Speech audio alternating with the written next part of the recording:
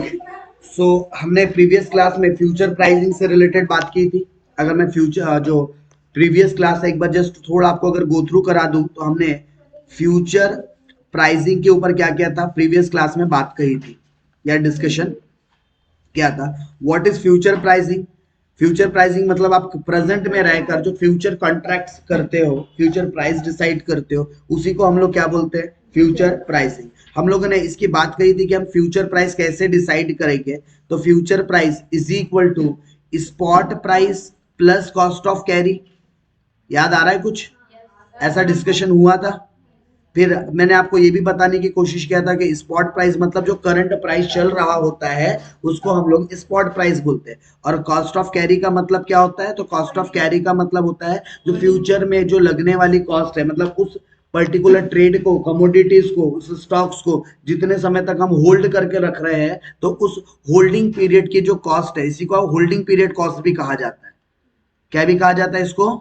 Holding period cost भी कहा जाता है। ठीक है, और ये कॉस्ट कैसे इनकर्ड होती है? तो ये कॉस्ट जो हम लोग कॉस्ट ऑफ कैरी जो निकालते हैं, कैसे निकालते हैं? तो इसके अंदर आपका स्टोरेज कॉस्ट आ जाएगा। अगर कोई कमोडिटी है 3 महीने बाद डिलीवर करना है, तो 3 महीने तक तो आपको स्टोरेज करके रखना पड़ेगा। इसको स्टोरेज या इसी को हैंडलिंग कॉस्ट भी बोलते हैं। हैंडल करने के लिए कौन सी कॉस्ट भी बोलते हैं इसको? Handling cost. उसके अलावा 2 या 3 महीने तक अगर आप किसी का सामान अपने पास संभाल के रख रहे हो, तो टाइम वैल्यू ऑफ मनी, इस वजह से आप क्या चार्ज कर लेते हो? इंटरेस्ट। ये खर्चे क्या हो जाते हैं? जुड़ जाते हैं। और अगर कोई कन्वीनियंस इल्ड, अगर कोई इनकम जनरेट हो रही है उस पर्टिकुलर जो फॉरवर्ड जो जो फ्यूचर कॉन्ट्रैक्ट कर रहे हो, जिस चीज के ऊपर कर रहे हो, तो उससे अगर कोई इल्ड जनरेट होती है उसको माइनस कर देंगे, तो क्या पता चल जाएगा हमको? Cost of carry. लेकिन हम लोगों ने बात किया था इसके कुछ एक्सेप्शन थे, जैसे कि पेरिशेबल नेचर की कोई गुड्स है, कोई अगर पेरिशेबल नेचर की अगर गुड्स है, तो पेरिशेबल नेचर की गुड्स का जो फ्यूचर प्राइस है वो जनरली क्या होगा? स्पॉट प्राइस से कम होगा कि ज्यादा होगा? हमारा नॉर्मल रूल क्या बोलता है? Future price is greater than, ये हमारा नॉर्मल रूल बोलता है। अच्छा, हमने एक और रिलेशन चेक किया था, if cost of carry is positive, मैं सीओसी लिख रहा हूं शॉर्ट में, if cost of carry is positive, तो ऑब्वियस है आपका जो फ्यूचर प्राइस है वो क्या होगा, या फ्यूचर वैल्यू क्या होंगी? ग्रेटर होंगी। लेकिन अगर आपका कॉस्ट ऑफ कैरी नेगेटिव होगा, तो आपका जो फ्यूचर प्राइस है वो क्या होगा? कम होगा स्पॉट प्राइस के कंपैरिजन में। और अगर आपका कॉस्ट ऑफ कैरी 0 है, मतलब कि प्लस माइनस बराबर है उसका, तो फिर आपका फ्यूचर प्राइस और स्पॉट प्राइस क्या होगा? इक्वल होगा। बराबर। तो हमने ऐसा रिलेशन भी देखा था, कॉस्ट ऑफ कैरी का रिलेशन फ्यूचर प्राइस और स्पॉट प्राइस के साथ। उसके बाद पेरिशेबल में हमने उल्टी बात कही थी। हमने बात किया था कि जो पेरिशेबल नेचर की जो कमोडिटीज या गुड्स होती है, वहां पर हमारा फ्यूचर प्राइस किस तरीके से निकलता है? तो यहाँ पर हमारा जनरली फ्यूचर प्राइस कम होता है, किसके मुकाबले? स्पॉट प्राइस के मुकाबले। करेक्ट। और हम लोगों ने बात कही थी कि जब हम लोग, अगर हमको फ्यूचर प्राइस फाइंड आउट करना है पेरिशेबल गुड्स में, तो हम लोग स्पॉट प्राइस में प्लस माइनस कर देंगे क्या? Expected risk. क्या प्लस माइनस कर देंगे? Expected risk. ये सब बातें हम लोगों ने प्रीवियस क्लास में इन डेप्थ जाकर कही, मतलब ऑलरेडी हम लोग डिस्कशंस कर चुके हैं। उसके अलावा हम लोग आगे बढ़े थे और हम लोगों को वन बाय वन अब एक एक करके इसके कॉन्सेप्ट को समझना है, देन इसके न्यूमेरिकल कॉन्सेप्ट की तरफ चलेंगे। जैसे मैं आप लोगों को आज बात बताता हूँ आर्बिट्रेज। ठीक है, आर्बिट्रेज के ऊपर पहले भी कभी क्लासेस के अंदर डिस्कशन हुआ है क्या? क्या पहली बार डिस्कशन हो रहा है? कई बार हो चुका है। अभी जितने भी टर्मिनोलॉजीज आएंगे ना, ऐसे आपको लगेंगे कि नहीं टर्म्स हम फर्स्ट टाइम पढ़ रहे हैं, आपको लगेगा कि ये टर्म्स तो पहले भी सुनने में आया है, क्योंकि हमने यूनिट नंबर 1 में ना पूरे मैक्स टू मैक्स जो चैप्टर के अंदर आने वाली टर्मिनोलॉजीज वो कहीं ना कहीं कवर्ड कर रखी है। तो आर्बिट्रेज का मतलब क्या होता है? आर्बिट्रेज का बेसिकली मतलब क्या होता है? हम एक एग्जिस्टिंग मार्केट से कोई चीज खरीदते हैं और दूसरे एग्जिस्टिंग मार्केट में क्या कर देते हैं? उसको सेल आउट कर देते हैं, और वहां से जो प्राइस का जो डिफरेंस हम लोग निकालते हैं उसी को हम लोग क्या बोलते हैं? आर्बिट्रेज बोलते हैं। आर्बिट्रेज के बारे में बात कर रहे हैं, प्राइसिंग बाय आर्बिट्रेज हुई, इसकी एक बार थ्योरी गो थ्रू करके। ठीक है, तो क्या होता है भाई आर्बिट्रेज का मतलब? तो आर्बिट्रेज का बेसिकली मतलब होता है कि हम लोग क्या करते हैं, एक मार्केट से दूसरे में, उस प्रोसेस को हम लोग बोलते हैं आर्बिट्रेज करना। ठीक है, और प्राइसिंग बाय आर्बिट्रेज मतलब हम अब प्राइसिंग से आर्बिट्रेज करेंगे। प्राइसिंग बाय आर्बिट्रेज, आर्बिट्रेज का मतलब क्या होता है, एक एग्जिस्टिंग मार्केट से दूसरे एग्जिस्टिंग मार्केट में करना। और प्राइसिंग, प्राइसिंग बाय आर्बिट्रेज का मतलब क्या होगा, तो प्राइसिंग बाय आर्बिट्रेज मतलब अब आप क्या करोगे, एक जैसे मान लो आपने कोई चीज, जैसे हम लोग कॉल पुट ऑप्शंस की जैसे बात करते हैं, ऑप्शंस ट्रेडिंग्स की जैसे बात करते हैं, तो वहां प्रीमियम से हम क्या करते हैं, चीजों का हेज करने की कोशिश करते हैं। तो उसी तरीके से हम लोग क्या करेंगे, प्राइसिंग बाय आर्बिट्रेज के अंदर हम लोग ना जो भी फ्यूचर्स के प्राइस को अभी से डिटरमाइन करके रखेंगे। तो ये भी तो एक प्रकार से क्या हो रही है, फ्यूचर की चीज को आप करंट में डिसाइड करके रख रहे हो।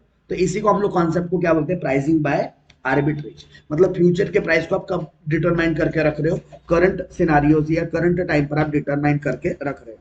अच्छा, इसके लिए आप लोगों को देखो यहाँ पर एक फॉर्मूला दिया गया है, आर्बिट्रेज या फिर फ्यूचर प्राइसिंग का एक फॉर्मूला दिया गया है, future price is equal to spot price into 1 plus R, मतलब कि वही आपका रेट आ जाता है यहाँ पर, जो इंटरेस्ट कॉस्ट होती है वो, ठीक है। 1 प्लस आर मतलब इंटरेस्ट कॉस्ट हो आपकी, 1 प्लस आर मतलब interest cost to the power T minus small T, मतलब कि टोटल पीरियड में से जितना आपका जो उस स्पेसिफिक कॉन्ट्रैक्ट के लिए पीरियड रहता है वो माइनस करते हैं। मतलब इन शॉर्ट आपको टोटल पावर में क्या लेना है, N.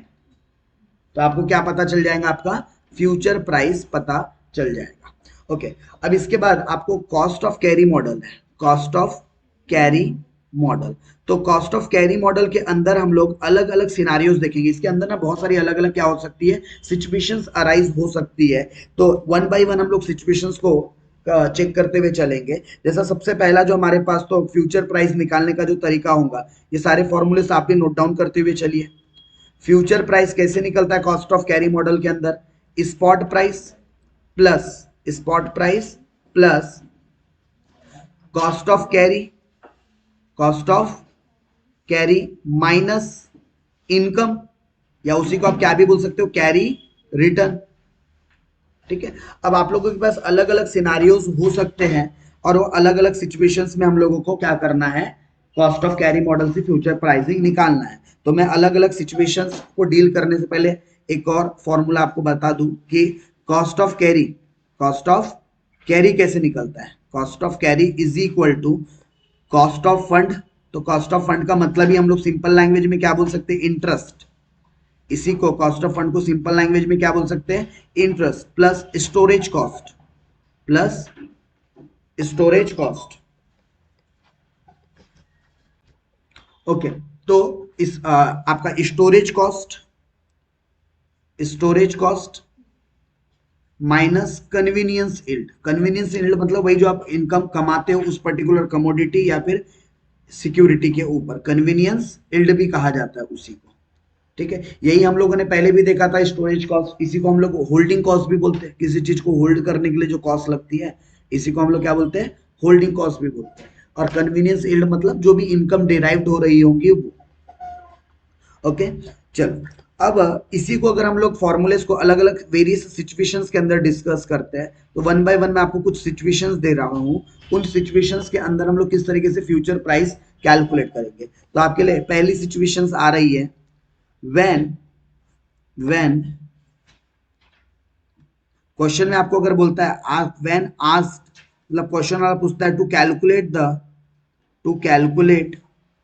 The value cost of carry, calculate the cost of carry, calculate the cost of carry. और आपको क्वेश्चन में क्या गिवन होगा, गिवन स्पॉट रेट। आपको क्या गिवन है, स्पॉट रेट, या फिर आप उसको स्पॉट क्या भी बोल सकते हो, प्राइस, स्पॉट प्राइस या फिर स्पॉट रेट भी बोला जा सकता है। एंड कन्वीनियंस यील्ड, और क्या गिवन होंगी, कन्वीनियंस यील्ड गिवन होगी, कन्वीनियंस यील्ड गिवन होगी। अगर ऐसी सिचुएशन है जहां पर आपको क्या कैलकुलेट करना है, कॉस्ट ऑफ कैरी कैलकुलेट करना है, और आपको दिया क्या है, स्पॉट प्राइस दिया है, कन्वीनियंस यील्ड दिया है। तो इस ऐसे और इस सिचुएशन में आपको अगर फ्यूचर प्राइस निकालना हो, पहले तो कॉस्ट ऑफ कैरी कैसे निकालें, क्योंकि जब तक ये कॉस्ट ऑफ कैरी नहीं निकलेगा, जब तक ये कॉस्ट ऑफ कैरी नहीं निकलेगा, अपन क्या नहीं निकाल सकते, फ्यूचर प्राइस नहीं निकाल सकते। तो कॉस्ट ऑफ कैरी निकालने का ऐसे कंडीशन जहां पर आपको क्या गिवन है, स्पॉट प्राइस और कन्वीनियंस यील्ड। तो कॉस्ट ऑफ कैरी कैसे निकलेगा, तो आप लोगों को जो भी इस स्पॉट प्राइस तो आपको फ्यूचर प्राइसिंग के काम आएगा। Future price is equal to spot price plus cost of carry. ठीक है, तो ये तो गिवन होगा, लेकिन कॉस्ट ऑफ कैरी गिवन नहीं है। तो कॉस्ट ऑफ कैरी हमको कैसे निकालना है, तो यहाँ पर जो भी आपको वही स्टोरेज कॉस्ट वगैरह की जानकारी क्वेश्चन में होंगी, मतलब अदर एक्सपेंसेस की जानकारी क्वेश्चन में होंगी, स्टोरेज कॉस्ट या फिर आपको अदर एक्सपेंसेस लाइक इंटरेस्ट वगैरह के कॉस्ट के बारे में क्वेश्चन में बताएगा। कौन से कॉस्ट के बारे में, इंटरेस्ट का खर्चा वगैरह कितना होता है, उसमें से आप अपनी जो कन्वीनियंस यील्ड दी होंगी इसको क्या कर देने का, माइनस कर देने। शॉर्ट में मैं CY लिख रहा हूँ, तो आपको कॉस्ट ऑफ कैरी मिलेगा। तो आप सिंपल इस तरीके से निकाल सकते हो, या फिर आप इसको अगर फॉर्मूले के टर्म्स पे अगर लिखना चाहते हो तो आपको स्पॉट प्राइस गिवन है, आप सीधा क्या करो, एक्सपोनेंशियल ऑफ एक फॉर्मूला यूज करोगे आप लोग, और हमको ये फॉर्मूले के साथ आगे बढ़ना है। फ्यूचर प्राइस निकालने के लिए अगर आपको डायरेक्ट ये कंडीशन है कि आप लोगों को स्पॉट प्राइस कन्वीनियंस यील्ड अगर क्वेश्चंस के अंदर क्या है दी हुई है, तो आप लोगों को किस तरीके से फ्यूचर प्राइस का कैलकुलेशन करना पड़ेगा, रेट ऑफ इंटरेस्ट, मतलब जिसको मैं शॉर्ट में आई से डिनोट कर रहा हूं, ठीक है, interest rate plus storage cost. Storage cost मतलब वही आपकी होल्डिंग की cost minus convenience yield, minus convenience yield. तो इससे आपको क्या मिल जाएगा, कॉस्ट ऑफ कैरी। ये क्या है आपका, कॉस्ट ऑफ कैरी। तो ये क्या है आपका, कॉस्ट ऑफ कैरी, और इसको मल्टीप्लाइड कर देंगे टाइम से। किससे मल्टीप्लाइड कर देंगे, टाइम से। तो अपने को क्या पता चल जाएगा, हमको पता चल जाएगा हमारा फ्यूचर प्राइस इस कंडीशन में जहां convenience yield spot price given हो। ठीक है, चलिए, तो पहली सिचुएशन अगर आपको क्या दिया हुआ है, spot price and convenience yield दिया हुआ है, तो आप किस तरीके से कैलकुलेट करेंगे। ओके, सिचुएशन 2 लिखिएगा फिर।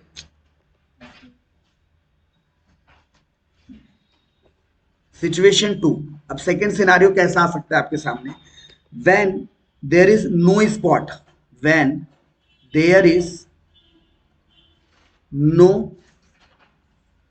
स्पॉट, यानी आपको कोई स्पॉट प्राइस गिवन नहीं होगा, there is no spot price and convenience yield given, convenience yield given, यानी कि आपको क्या नहीं गिवन है, ना ही स्पॉट प्राइस दिया है, ना ही कन्वीनियंस यील्ड दिया है। तो इस सिचुएशन में हम लोगों को अगर फ्यूचर प्राइसिंग निकालना है तो हम किस तरीके से निकालेंगे, इसका मतलब यहाँ पर आपका डिविडेंड या फिर किसी भी तरीके से इनकम जनरेट होने वाली नहीं है। इसी केस को हम लोग बोलते हैं विदाउट डिविडेंड वाला केस, जहां पर आपको डिविडेंड के बारे में कोई भी इंफॉर्मेशन नहीं होती। मतलब ये केस किस टाइप का केस है, विदाउट डिविडेंड वाला केस है।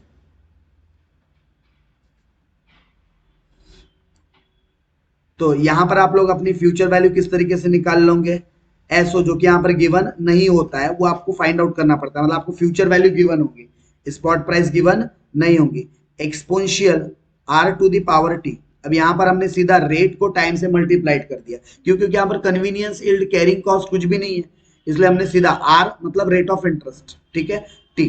तो आपको क्या पता चल जाएगा, एक्सपोनेंशियल फ्यूचर वैल्यू, अगर फ्यूचर वैल्यू दी है तो आप इतनी की एक्सपोनेंशियल की वैल्यू निकाल लेना, उसको इधर डिवाइड में ला लोगे तो स्पॉट प्राइस की वैल्यू मिल जाएगी। थर्ड सिनारियो, थर्ड सिनारियो ये था विदाउट डिविडेंड, जिसमें आपका क्या नहीं था, डिविडेंड नहीं था। अब मैं नेक्स्ट सिचुएशन ले रहा हूं, when there is dividend amount is given, dividend amount is given, आपको डिविडेंड की अमाउंट क्या है, गिवन है, ठीक है, और आपको यानी कि ये विथ डिविडेंड वाला केस हो गया आपके लिए। तो अगर डिविडेंड की अमाउंट दी है तो फिर इस सिनारियो में आप किस तरीके से अपनी फ्यूचर प्राइस को कैलकुलेट करोगे। तो यहाँ future price is equal to आपका जो भी स्पॉट प्राइस चल रहा है, ठीक है, आपका क्या जो भी स्पॉट प्राइस चल रहा है उस स्पॉट प्राइस में से आप क्या माइनस कर दोगे, आपकी जो इनकम जनरेट हो रही है वो माइनस कर लोगे। अब ये इनकम कैसे आएंगी तो बताता हूँ। ये इनकम आई मतलब income to the power E to the power are T, मतलब इसका फिर एक्सपोनेंशियल्स निकालना है। बट यहाँ पर इस इनकम को कैसे कैलकुलेट करना है, डिविडेंड का एक्सपोनेंशियल कैसे निकालना है, तो हमको यहाँ पर वेयर ये जो आई है, आई की वैल्यू कैसे निकलेंगी, तो आई की वैल्यू निकलेंगी जो भी डिविडेंड का अमाउंट दिया रहेगा वो डिविडेंड का एक्सपोनेंशियल निकालना है, e to the power minus R T, E to the power minus R T. इस तरीके से हमको क्या करना है, इस आई की वैल्यू को फाइंड आउट करना है। अभी जस्ट ये फॉर्मूलेस आप नोट डाउन करो, जब क्वेश्चंस वगैरह इसके मैं ड्राफ्ट जो मतलब किया हुआ कुछ क्वेश्चंस है आपके, क्योंकि नोट्स में नहीं है बहुत सारे क्वेश्चंस। अगर मैं नोट्स की बात करूं, सिंगल एक मात्र प्रॉब्लम दिया है आपके नोट्स में इस टॉपिक से रिलेटेड। आप पेज नंबर अगर 84 पर आते हो, अगर पेज नंबर 84 पर आते हो तो आपको सिंगल क्वेश्चन मिलेगा, ओनली क्वेश्चन मिलेगा इस चीज से रिलेटेड। तो मैंने इसके लिए कुछ एग्जांपल्स ड्रॉ करके रखे हुए हैं, तो मैं वो एग्जांपल्स भी आपके साथ डिस्कस करूंगा। तो आप लोगों के पास एग्जांपल नंबर 1 पर आइए क्वेश्चन में एक बार, वो आप लोग page number 84, page number 84 question number 1 क्या बोलता है, the price of the share Z is of ₹100। आपको क्या दिया हुआ है, स्पॉट प्राइस, शेयर का प्राइस दिया है क्या, इसी को मैं स्पॉट प्राइस बोलूं, क्योंकि अभी का भाव दिया है आपको कितना 100, मतलब आपको S0 दिया हुआ है, इसी को शॉर्ट में मैं करंट प्राइस बोल सकता हूं S0। आगे क्या लिखता है, एंड इज कंपाउंडेड कंटिन्यूअसली, और ये क्या होने वाला है, कंपाउंडेड कंटिन्यूअसली, मतलब ये कंटिन्यूअस कंपाउंडेड होने वाला है। ये क्या हो रहा है, कंटिन्यूअस कंपाउंडेड, कौन से रेट से, 8% risk free rate of interest, जिसको आप आर से डिनोट कर सकते हो। मतलब आपको क्या भी दिया है क्वेश्चन में, आर की वैल्यू भी दी हुई है। और आपको बोलता है यू आर रिक्वायर्ड, आपको क्या रिक्वायर्ड है, you are required to calculate, you are required to calculate ideal contract price, ideal contract price कितने ड्यूरेशन के बाद का, 1 मंथ। मतलब ये 1 मंथ आपका क्या हो गया, टाइम, 1 मंथ क्या हो गया आपका टाइम।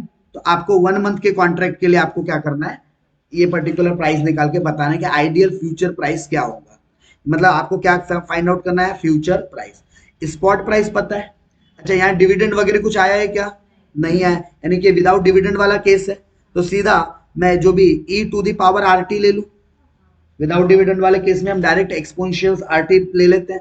तो मुझे डिविडेंड की वैल्यू पता है कितनी है, सॉरी स्पॉट प्राइस पता है कितनी है 100, और एक्सपोनेंशियल लेना है मुझे किसका, आर टी का। तो आर मेरे पास क्या है 8%, क्या ये 8% को मैं 0.08 कन्वर्ट कर सकता हूँ। और टाइम है मेरे पास, टाइम की अगर मैं बात करूं तो टाइम है 1 मंथ। अच्छा 1 मंथ को भी अगर डेसिमल में कन्वर्ट करना है, ये रेट फुल ईयर के लिए है क्या, जो फुल ईयर के लिए साल भर के लिए 8%, तो ये मुझे टाइम को भी अगर डेसिमल्स अगर कन्वर्ट करना है, मेरे पास दो ऑप्शन है, आइदर इसको एक रेट को 1 महीने में कन्वर्ट करूं, या तो टाइम जो है उसको साल में कन्वर्ट कर दूं। तो अगर साल में इसको कन्वर्ट करना है तो 1 मंथ डिवाइडेड बाय 12 कर दूंगा, तो ये ईयर्स में डेसिमल्स में कन्वर्ट हो जाएगा। कितना आता है इसको, अगर मंथ को अगर मैं ईयर में कन्वर्ट कर रहा हूं तो 0.0833 रिकरिंग आ रहा होगा, बार बार आ रहा होगा, ठीक है। तो यहां पर हम एक्सपोनेंशियल में वैल्यू रख लेते हैं, 8 की वैल्यू कितनी 0.08 प्लस ही था, sorry multiplied, not plus, sorry multiplied into, ठीक है, कितना 0.083। ओके, तो एक काम करो, पहले पावर की वैल्यू को सॉल्व करो, उठाओ calculator, 100 to exponential to the power, इसकी वैल्यू कितनी आती है आपकी 0.006666 आ रही है, तो राउंड फिगर आप 67 कर सकते हो। देखो अब एक्सपोनेंशियल्स को निकालने की एक वैल्यू, मतलब एक तरीका होता है, एक्सपोनेंशियल को निकालने का एक तरीका होता है, वो तरीका मैं आपके साथ शेयर करता हूँ। ओके, इसको सॉल्व करने के हमारे पास दो तरीके हैं, एक तो सिंपल, मैं पहले सिंपल तरीका बता दूं, तो ये एक्चुअली क्या निकला, हमारा इफेक्टिव रेट निकला है, क्या निकला है, आर इंटू टाई किए तो हमारा इफेक्टिव रेट निकला है। अगर मुझे फ्यूचर वैल्यू देखना है इसकी, तो ये अभी सिर्फ इंटरेस्ट रेट है, ये क्या निकला, आर इंटू टी करूंगा तो क्या निकलेगा, सिर्फ इफेक्टिव के उतने ड्यूरेशन में कितना ब्याज मिलने वाला है, और ब्याज में मैं अगर 1 जोड़ दूं, मतलब प्रिंसिपल अमाउंट जोड़ दूं, तो मुझे उसकी फ्यूचर वैल्यू मिल जाएंगी। यानी कि अगर मैं इसको ज्यादा कॉम्प्लिकेटेड तरीके से नहीं करना चाहता, एक्सपोनेंशियल के झंझट में नहीं जाना चाहता, तो ये जो 0.0067 है, ये एक महीने का रेट ऑफ इंटरेस्ट निकला होगा।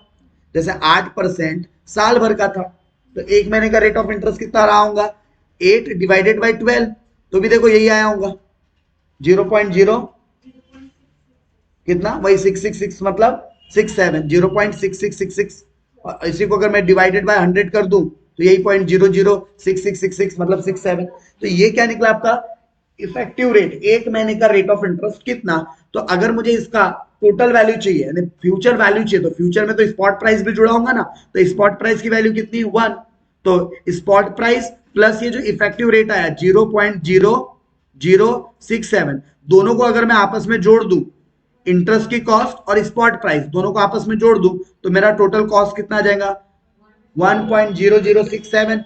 तो 100 इंटू 1.0067 ये मेरी फ्यूचर प्राइस हो गई, और इसको स्पॉट प्राइस के साथ मल्टीप्लाइड कर दूं तो कितना आ जाएगा 100.67। ये मेरा क्या निकल गया फ्यूचर प्राइस। ये क्या निकल गया, एक महीने बाद के लिए मैंने इतना प्राइस चार्ज करना चाहिए। इसमें एक्चुअली कॉस्ट ऑफ कैरी जुड़ गया, मतलब इंटरेस्ट की कॉस्ट जुड़ गई इसके अंदर, उसके अलावा यील्ड वगैरह कुछ नहीं था। ये हो गया आपका सिंपल तरीका विदाउट एक्सपोनेंशियल को कंसिडर किए हुए, राइट। अगर मुझे एक्सपोनेंशियल के साथ निकालना है, मुझे किसके साथ निकालना है एक्सपोनेंशियल, तो एक्सपोनेंशियल को सॉल्व करने का एक तरीका होता है, शायद मैंने लिखवाया क्या पहले इसके कभी नहीं, तो आप लोग लिख लीजिए एक्सपोनेंशियल को सॉल्व करने का तरीका कैसे होता है। तो एक्सपोनेंशियल की वैल्यू कांस्टेंट होती है, एक्सपोनेंशियल जो ई है ना इसकी एक वैल्यू होती है 2.178।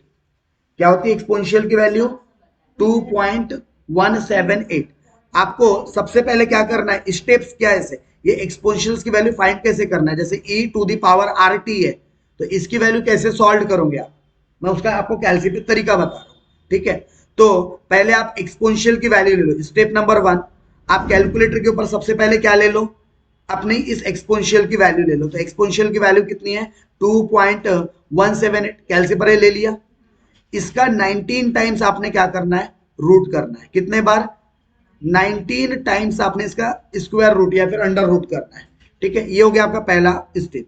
इससे आपके सामने कुछ आंसर आएगा, तो जो भी आंसर आएगा स्टेप नंबर 2 क्या कर देने का -1, जो भी आंसर आया होगा यहां से, तो इस आंसर से क्या कर देना -1 करो, कितना आ रहा है -1 करने पर।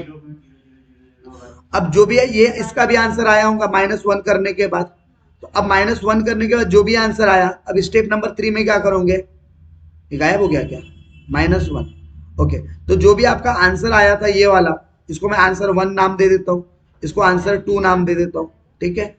तो आंसर जो 2 आया था इसका इनटू इक्वल्स टू करना है आपको, सॉरी इनटू इक्वल्स टू, पहले ये जो आपको आरटी में जो वैल्यू आई रही होंगी वो मल्टीप्लाई करना है। इस आंसर के साथ आपको क्या मल्टीप्लाई करना है, ये जो आरटी की वैल्यू आई थी, मतलब जो पावर में जो वैल्यू है ना वो मल्टीप्लाइड करना है आंसर 2 के साथ।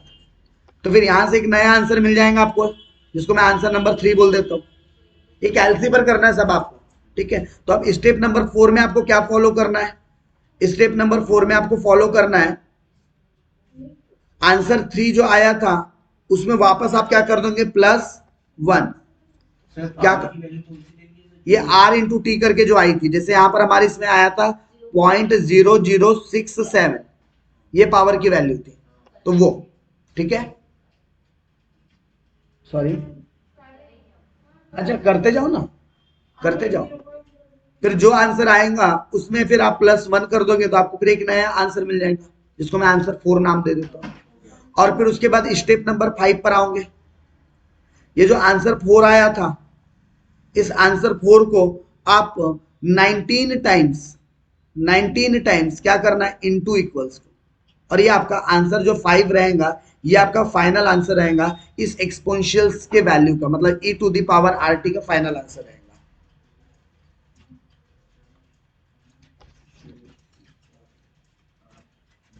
if solved by exponential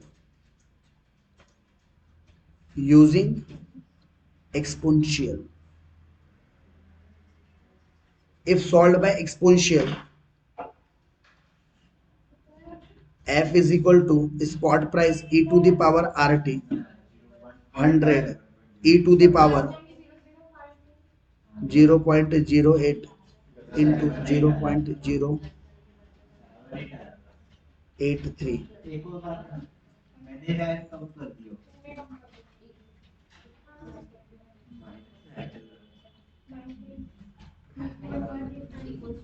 तो आपको इसकी वैल्यू मिलेंगी, जो अभी जो आपको कैलकुलेट तरीका बताया उसको आप अगर करते हो तो आपको एक वैल्यू मिलेगी, बताओ कितनी आ रही है, और जो भी वैल्यू आएंगी फिर मल्टीप्लाइड कर देना। इसको सॉल्व करने पर कितनी वैल्यू आ रही है? 1.00 दो बारी जीरो है 52। तो अगर आप इसको एक्सपोनेंशियल से सॉल्व करते हैं तो आपकी फ्यूचर प्राइस जो आती है वो कितनी आती है? 100 रुपए 52 पैसा, ऐसा ही। ठीक है, तो सर दोनों में अलग अलग, यस ये हो गया आपका सिंपल तरीका विदाउट एक्सपोनेंशियल। और अगर एक्सपोनेंशियल से सॉल्व करते हो तो आपका आंसर कितना आता? 100.5। तो मैंने आपको दोनों से यहां पर सॉल्यूशन करके बता दिया। एंड नाउ शायद यहां पर मैं, हो रहा है तो सिंगल स्क्रीन पर कोशिश कर रहा हूं पूरे सॉल्यूशन को लाने की। तो पूरा सॉल्यूशन मैंने सिंगल स्क्रीन पर लाया है, ठीक है। तो पास में आकर आप लोग अगर किसी को